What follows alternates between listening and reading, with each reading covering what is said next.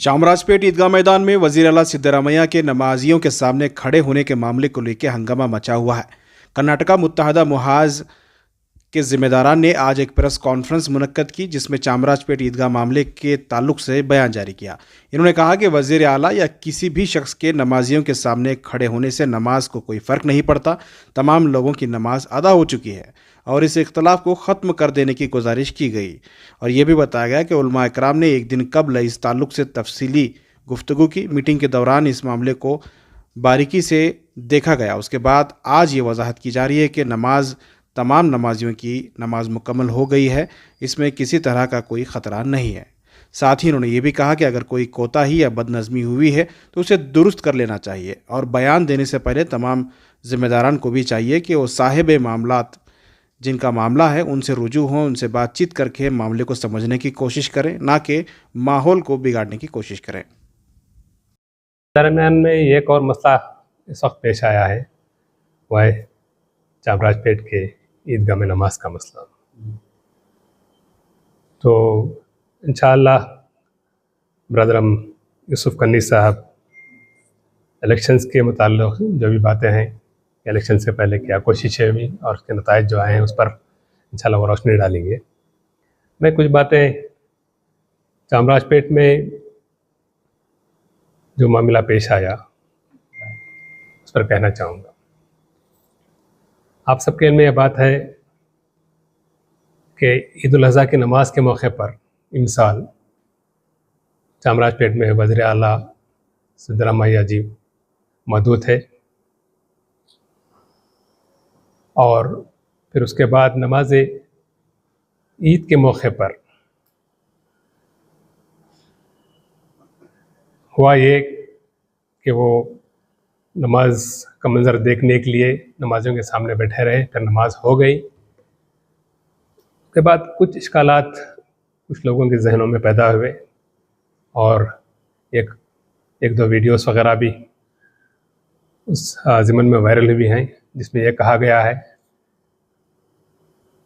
कि आया इस अमल की वजह से, यानी वज़ीर आला के सामने बैठने की वजह से नमाजियों की नमाज अदा हुई या नहीं हुई, और यहाँ तक कहा गया है कि क्या ये शिरकी अमल है। तो ज़िमन में हज़रत मौलाना मक़सूद इमरान साहब रशादी की जानिब से बहुत ही सराहत के साथ एक वजाहत भी आई है और मैं समझता हूँ कि उस पर यह मामला कम अबीश ख़त्म हो चुका है। फिर भी चूँकि हज़ारों नमाजियों का मसला था, इसलिए कर्नाटका मुस्लिम मुत्तहदा मुहाज ने मुनासिब समझा कि हज़रात उलमा इकराम से उसकी मज़ीद वजाहत तलब की जाए, ताकि जो हज़रात वहाँ नमाज अदा किए उनको इस बात का इत्मीनान हो जाए कि उनकी नमाज सही हुई है या नहीं। तो कल ही हमारी एक नशिस्त कर्नाटका मुस्लिम मुत्तहदा मुहाज की एक नशिस्त उलमा इकराम के साथ हुई,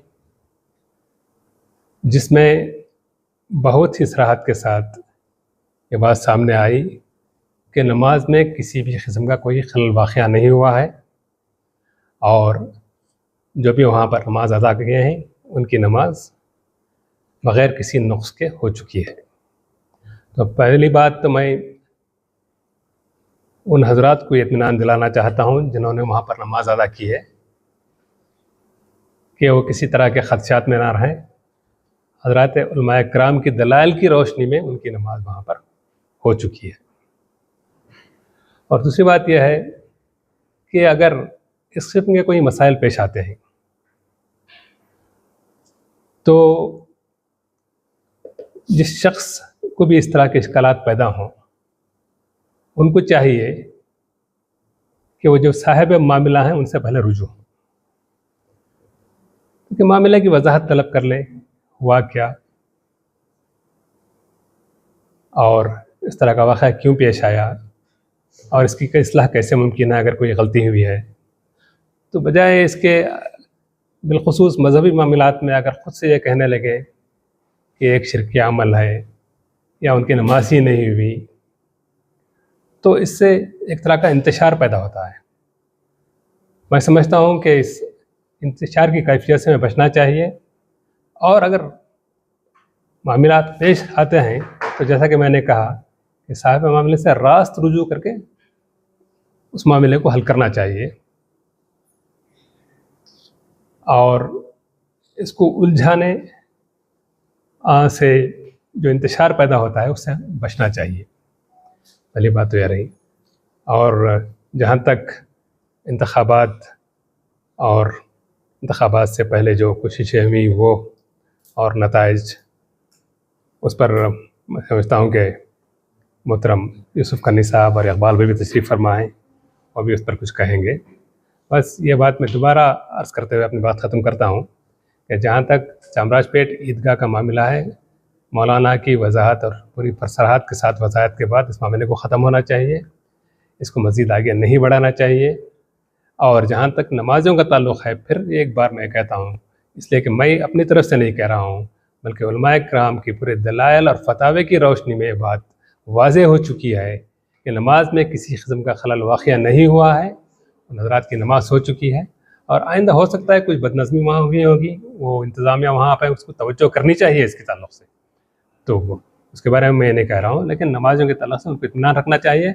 और उन हज़रात से गुजारिश करता हूँ कि जिनको इस तरह के इश्कालात पैदा हुए, वो बजाय मीडिया में जाने के, इस तरह के कोई मामलात अगर पेश आए मिलत में, तो उसको रास्त उन हज़रात से रुजू करें जो इस मामले में साहिब मामला है। बस जब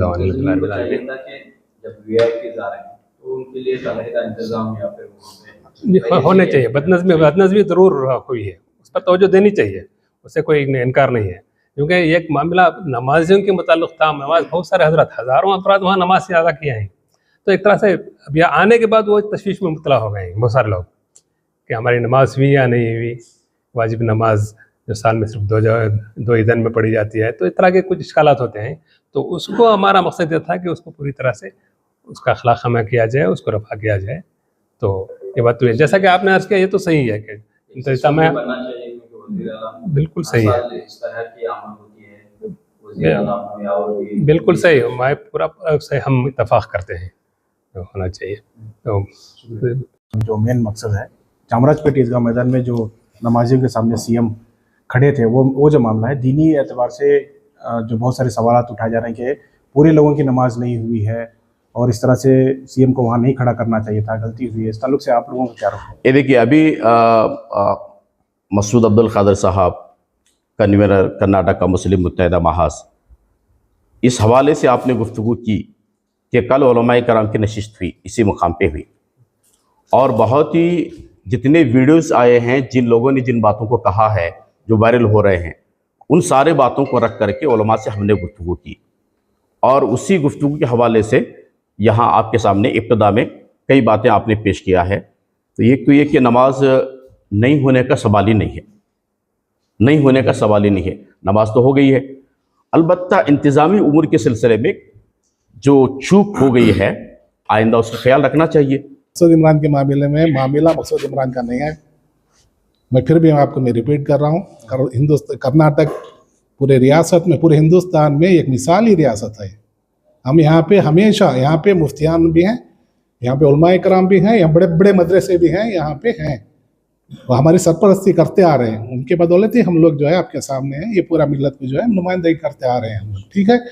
लेकिन जब किसी भी मामूली इंसान है, फरिश्ते तो नहीं, कोई गफलत तो होती है, हर हमेशा होती है। मस्जिद में इमाम भी खड़ के कोई गफलत बोलता है तो कोई उससे नुक्ता देता है ना, कोशिश होती है। लेकिन वो जो मामला है, सिद्धरामैया साहब खड़े थे वहाँ पे, उनके साथ सजदे करे तमाम मिलकर, ये बात असल में गुमराही है। और वहाँ से जो साहिब जो बयान उठाया, वहाँ से बात उभरी है। वो साहिब का जो है मोतबर कुछ ऐसा अंदाज नहीं है जो बात कर रहे हैं, उनके यहाँ के इंफॉर्मेशन के तहत बात करें। देखिए, कभी कभी भी जो है एक सिक्योरिटी पे आके खड़ा हो जाता है, हर कोई साहिब नाम लेना नहीं चाहते। देखिए, सिक्योरिटी के, खासकर सिक्योरिटी के, अगर उन्हें चीफ मिनिस्टर भी कहीं भी बैठा है, कई इसमें ईदगाहों में आके बाजू खड़ा रहता, वो नमाज होती रहती है, खासकर तुम्हारा ये एम्पलीफायर का जो रिपेयर करने वाला जो होता है, साउंड रिपेयर करने वाला, वो तो वहीं खड़े रहता वहां पे उसे। अब हम समझते रहेंगे हम लोग उसे श्रद्धा कर रहे हैं उसे। ये तमाम मुफ्तियान कराम से मशवरा हुआ है, बातचीत हुई है, ये तमाम आप लोगों से बात करने से पहले वजाहत करना था हमें। कर्नाटका के इज्जत का सवाल, कर्नाटका के 1 करोड़ मिल्लत के मुसलमानों की वक़ार का मामला है।